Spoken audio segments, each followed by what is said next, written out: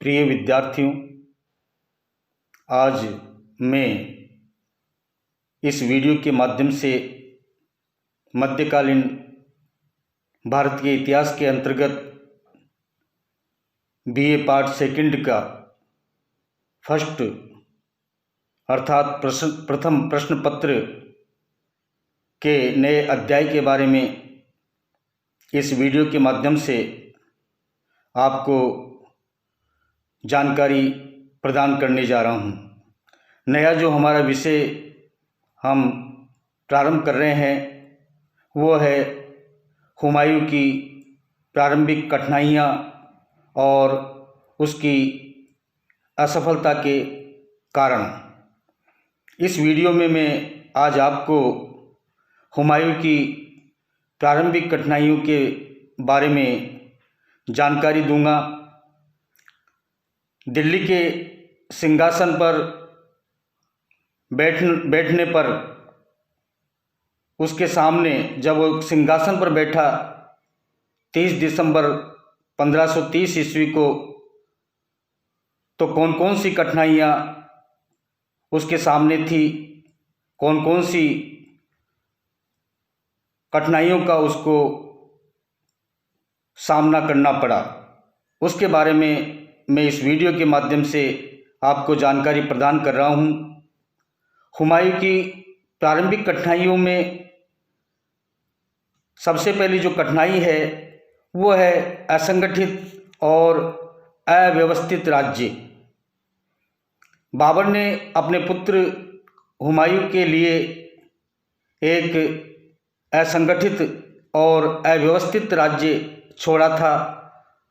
वह राज्य सैनिक शक्ति पर टिका हुआ था और शांति काल में उसे बनाए रखना अत्यंत कठिन था, क्योंकि बाबर ने जो राज्य छोड़ा था वो सैनिक शक्ति पर आधारित था और लंबे काल तक सैनिक शक्ति पर आधारित राज्य में शांति बनाए रखना बहुत मुश्किल कार्य था।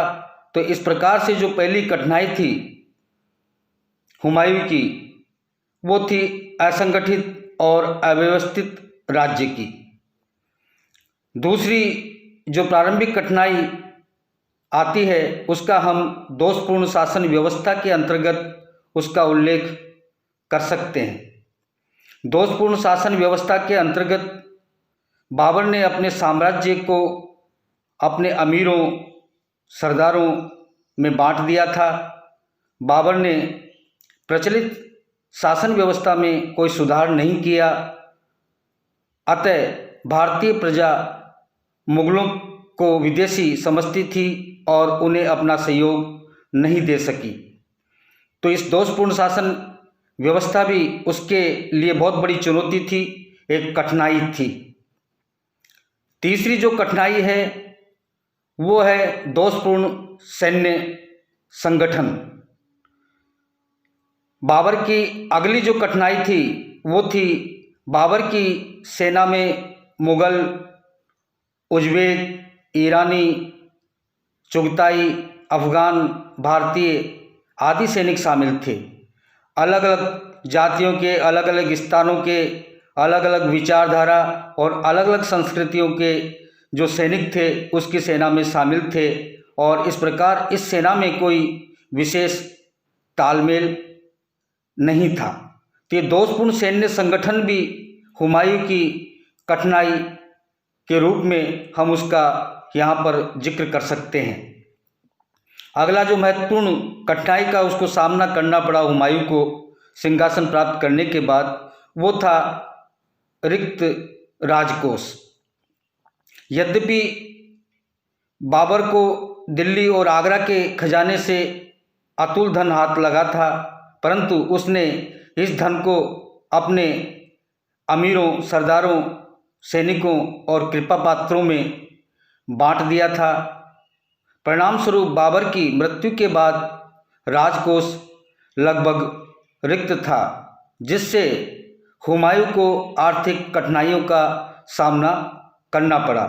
तो रिक्त राजकोष उसको जो मिला वो उसके लिए एक बहुत बड़ी और मुख्य कठिनाई थी, क्योंकि बाबर ने जो अतुल धन संपत्ति प्राप्त की थी वो अपने अमीरों, सरदारों और सैनिकों में बांट दी थी, और जब उसके बाद खजाना खाली हो गया और रिक्त राजकोष हुमायूं को मिला तो वो उसके लिए एक बहुत बड़ी चुनौती थी।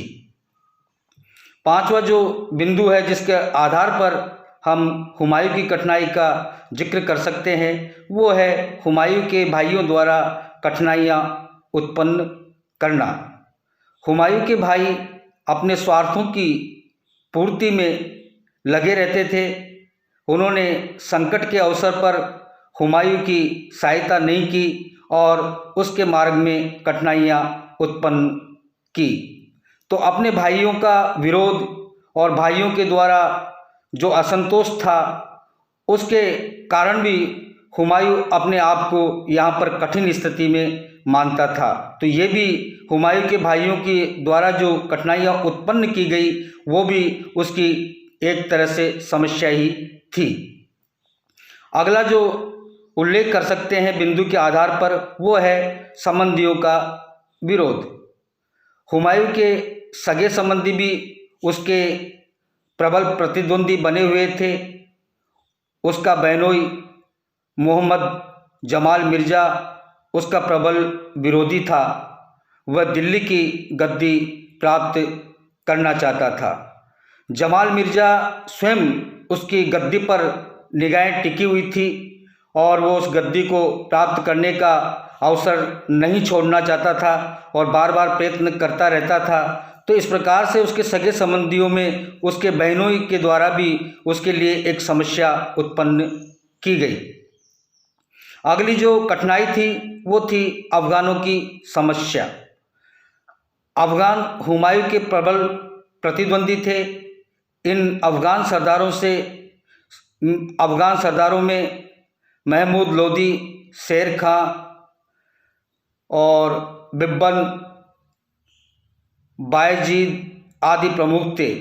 शेर खां हुमायूं का सबसे प्रबल प्रतिद्वंदी था।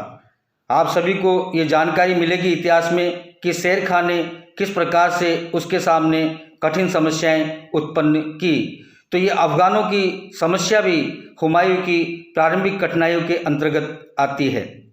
अगली जो उसकी समस्या या कठिनाई जो हम मान सकते हैं वो है बहादुर शाह की महत्वाकांक्षा। गुजरात तथा मालवा का शासक बहादुर शाह भी हुमायूं का प्रबल प्रतिद्वंदी था। वह दिल्ली के सिंहासन पर अधिकार करने को लालायित था। उसने अपने राज्य में अनेक अफगान सरदारों को शरण दे रखी थी, जिसमें आलम खां लोधी, तातार खां, कुतुब खां आदि प्रमुख थे। तो इस प्रकार से बहादुर शाह की बढ़ती हुई महत्वाकांक्षा भी हुमायूं के लिए एक बहुत बड़ी समस्या बनी हुई थी।